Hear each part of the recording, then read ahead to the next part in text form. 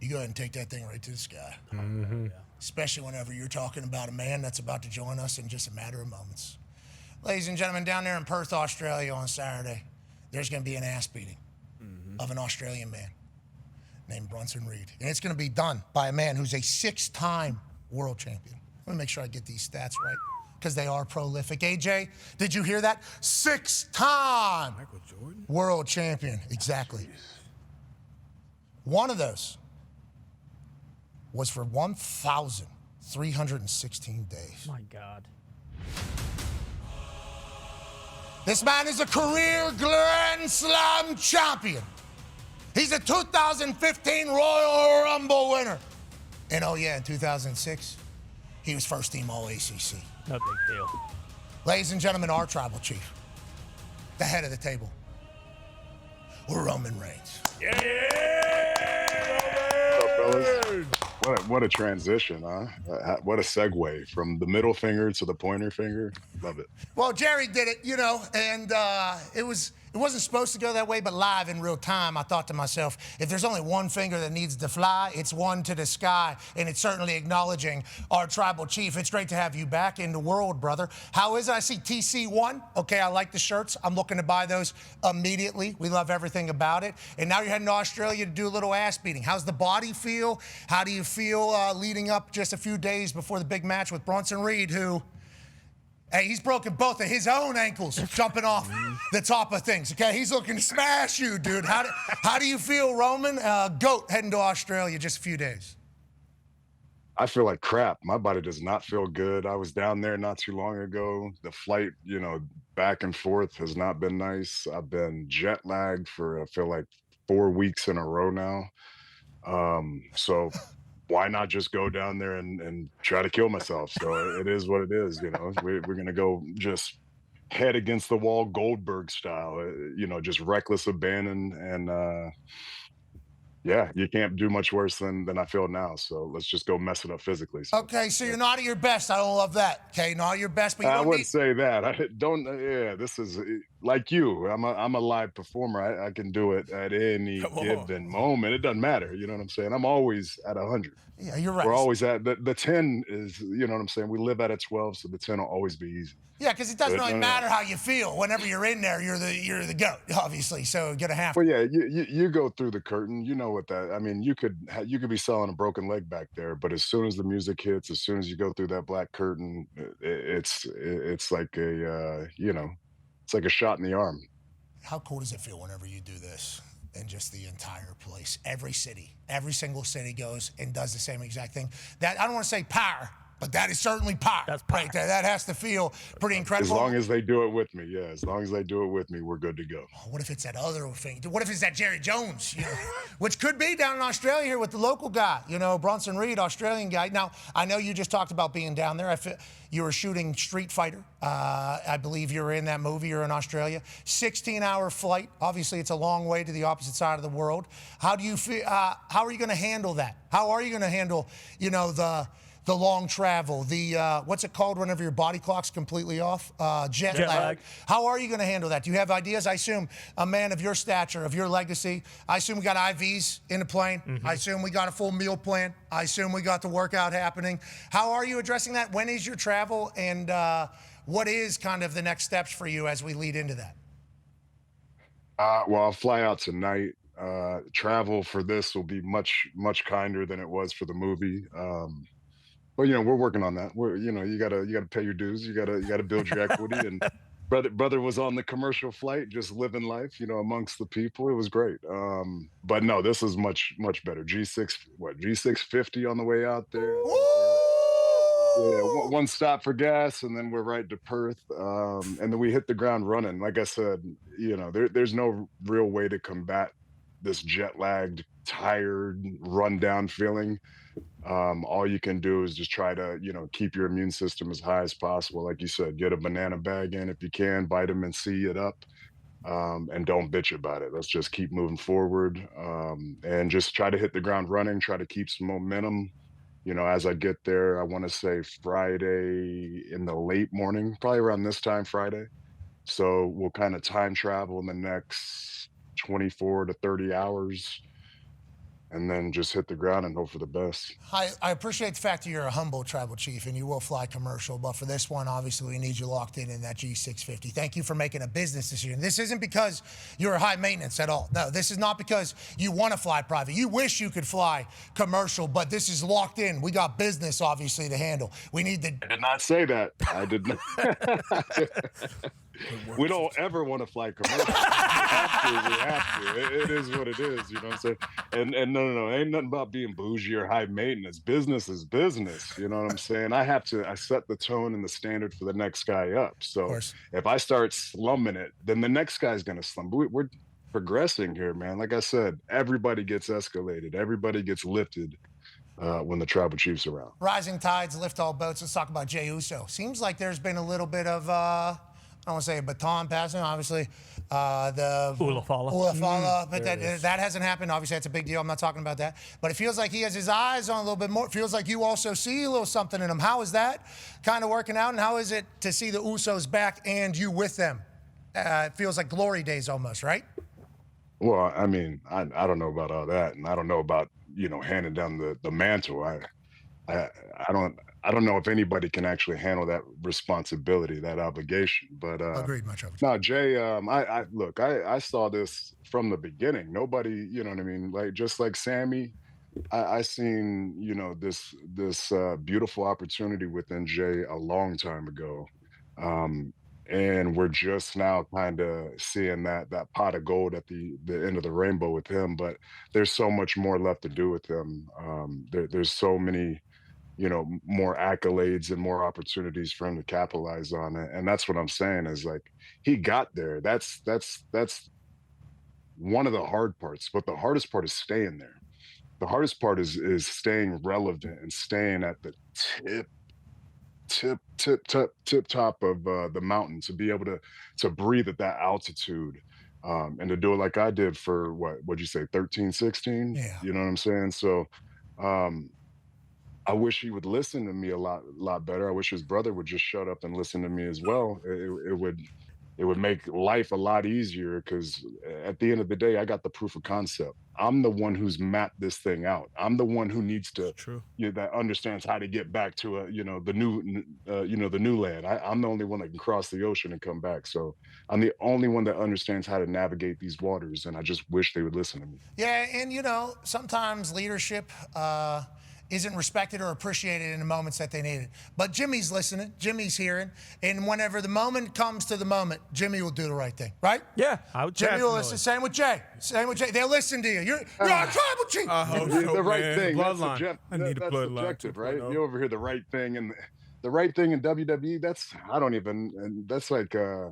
I don't even know if that makes sense, True, that's crazy. That's like trying to be a good guy in the Shark Tank. Try to be the good guy in the ocean. You want to be Rose or Jack. You want to live or not. You know what I mean? Put me on the door. Mm-hmm. Yeah, I want to be on. And there was enough room. There's enough room. There's not enough. That's the beautiful thing about it. There's not enough room in WWE. There's not enough real estate. You have to get what is yours, and that's what I'm trying to teach these guys. That's what I'm trying to learn them boys, is you have to take it now, because this ain't Hollywood. There's no number one. Like Cody can try to put it there, I can try to put it there, but everybody's trying to take these spots. Everybody's trying to come up. Nobody cares if you're doing good today. That's how the WWE is. It's not like Hollywood where they put a number on us and everybody serves the top spot. Everybody's here to make 1 and 2 look really good. They don't care if I look good. They want the good life here. They want to be in the promised land. It's not the titles. It's this space that I'm speaking of. Yeah, the G650 down in Perth. Yeah. I understand. Yeah. We understand what you're speaking of, and obviously that is why the WWE has been great for so long, because there's so much competition within the company to get these prime spots. And this man held it down through the hardest time in the history of the business, when there was no fans. Took it to new heights, billions and billions and billions in dollars in revenue. But there was one person that was next to you then that seemingly hasn't been for some time now, and he's got a huge brain, this man. Go ahead, Con Man. Yeah, TC1, I acknowledge as always, and you're mentioning real estate. There's not enough real estate, brother, because it's all yours. But when you're thinking about what this weekend is going to hold, have you thought about the Wiseman at all? Is there any sort of feelings about what he might try and do during your match? I would say anything that I need to be worried about, he's doing right now. When we get out there physically in that capacity, never worried about the old man. You know what I mean? It is what it is. I choked him out last time where Hell yeah.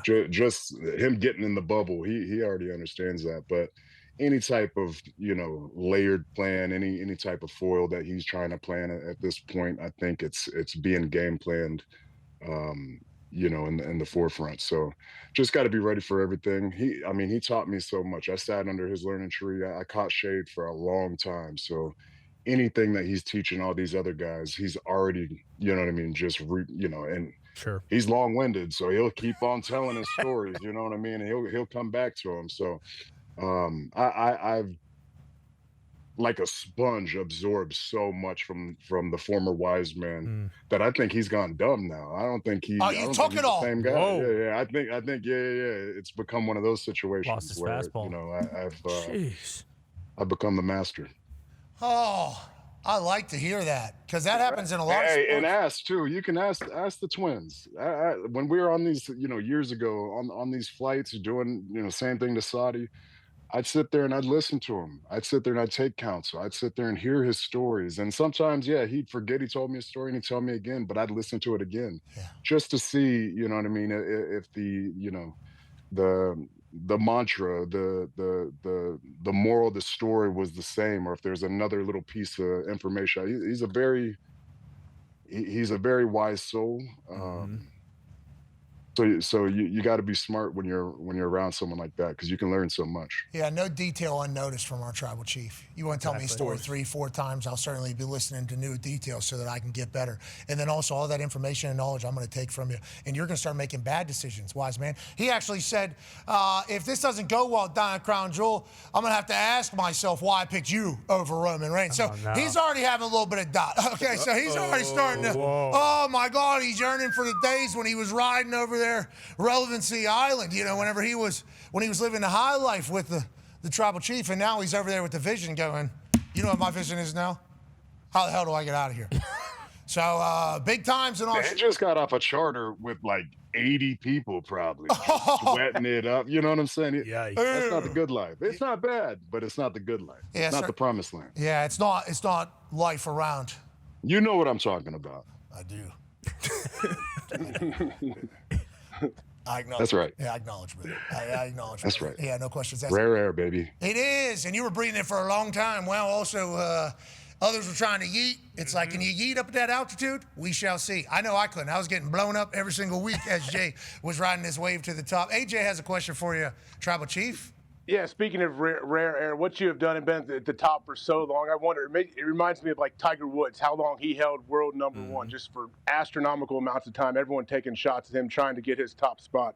Have you reached out ever to anyone in other sports, say like a Tom Brady during his run, all these guys that may be the top of their sport, and try to like say, hey, how do you do it? How do you handle this when everyone's trying to come get your spot? No, I never, outside of probably talking to like Dwayne, Johnson. Of course. Yes.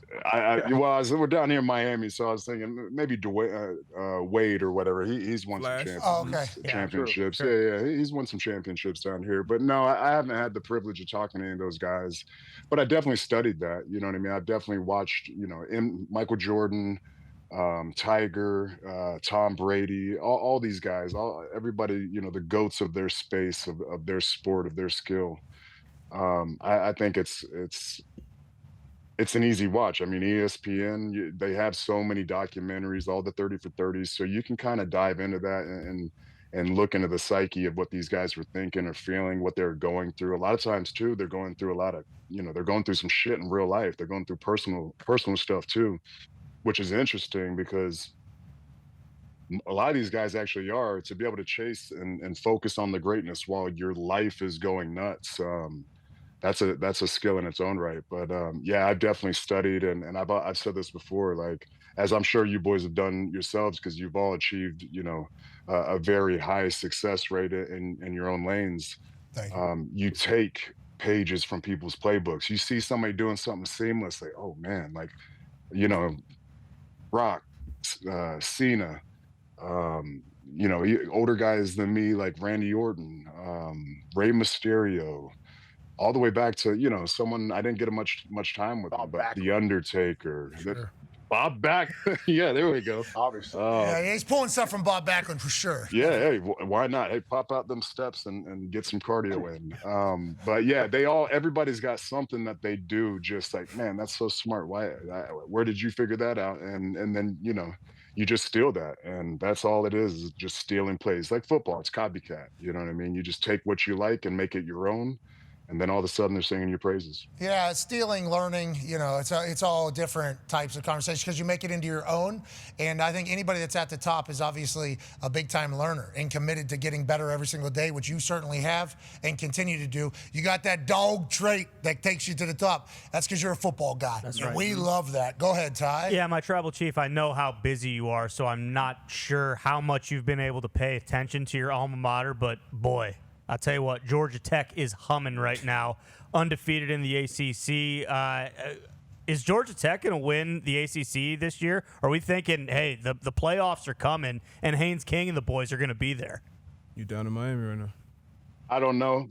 I don't want to jinx it. The moment I start running my mouth, my teams do not perform well. So we're just going to enjoy hey, if you want to play good football, if you want to be successful in life, if you want to be a part of something after football quits you, because it quits all of us, unless you're fortunate enough to keep talking about it after you're done, you want to be a part of this Georgia Tech community. You want to be a part of this Georgia Tech fraternity.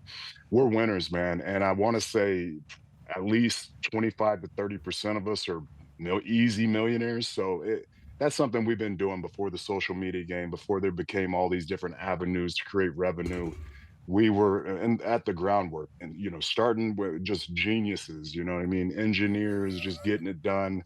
And the ones who aren't engineers, we're taught how to run them. You know what I'm saying? We're taught how to employ them and manage them in one of the greatest markets of Atlanta. So if you're not buying what I'm selling at this point, Georgia Tech, Atlanta, that's the place to be, because that's what taught me how to.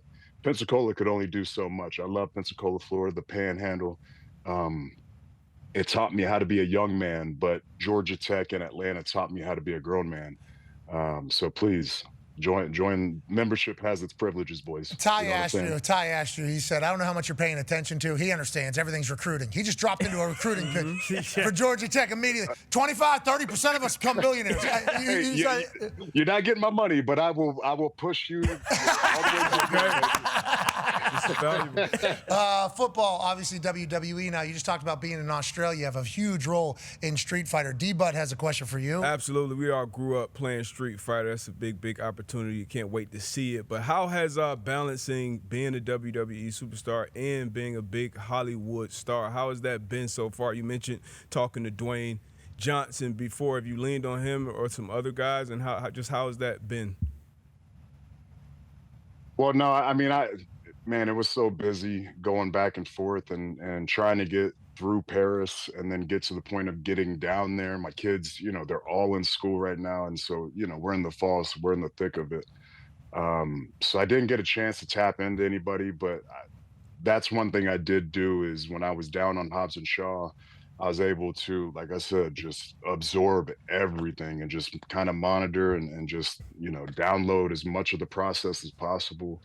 And that helped me out a lot when I got down there. And also, too, the things that I didn't like about my experience or maybe my attitude in the last project or two that I've done, and just different ways to, psychologically prepare myself for a different process, because that was the biggest thing. I'm so used to my WWE bubble. I'm so used to that process and being live and jetting in and jetting out, having the bus and having my own little creative space. So I had to just kind of rewire myself to be ready for a different process. But yeah, man, it was fun. It was a good time. And there was that one little moment in time where it was like, man, this is kind of what being a movie star feels like. You know what I mean? Being in that little bubble, it was cool. And it's interesting because everything I've learned in WWE, everything they've taught me, all these skills that I've acquired and I've sharpened, they all translate. Yeah, selling, giving, delivering, remembering, adjusting. Everything carries over. I think you're going to be massive star, dude. Because, you know, I don't have to tell you this. You already know. You have a mirror. This dude is wildly attractive. Okay, it is outright. Yeah, and I know you used to be a vest boy. Okay, you used to be a little bit, you know, Oos used to get a little comfortable. I was a D tackle, man. I was chubby. You know what I mean? Holding water. Just athletic as all hell, though. Holding water. And that's how he views himself, I think, still as that fat guy. And then he walks out, and he's just like 4%.